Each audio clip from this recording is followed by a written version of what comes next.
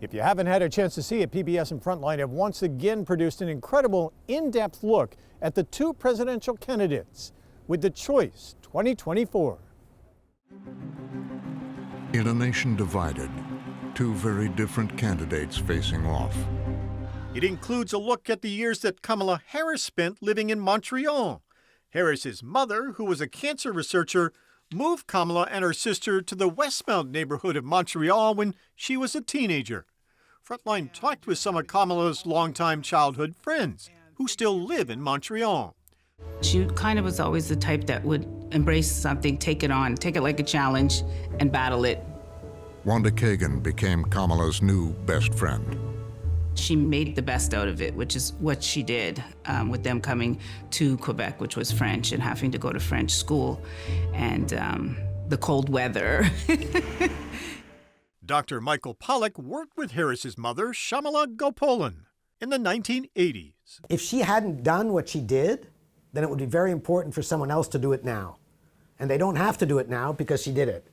At that time, he says Gopalan was working as a cancer researcher with McGill University and the Jewish General Hospital's Lady Davis Institute, focusing on hormones and how they relate to breast cancer. If there was a scientific discussion, she would ask pointed questions. She would listen carefully. She was serious. He says Gopalan was a pioneer, a woman researcher in a male-dominated field.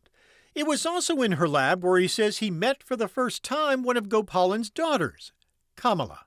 I had to ask her some technical question because she did give me advice from time to time.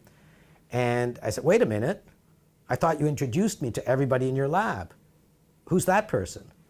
And she said, oh, that's not a student, that's Kamala, that's my daughter. And while she was living in Montreal as a teenager, Harris spent her time at an English school, Westmount High School, from 1978 until she graduated in 1981.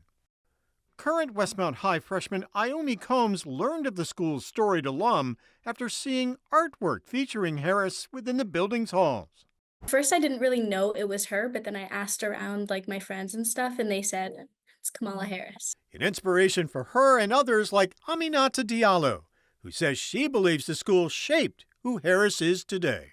High school is something that is very important to someone because they're still young, so they take away from there. So I know that maybe the teachers and they had a big influence on her and helped her to fulfill her dreams. And for the teachers, an opportunity to tell their students that they can dream of being anything.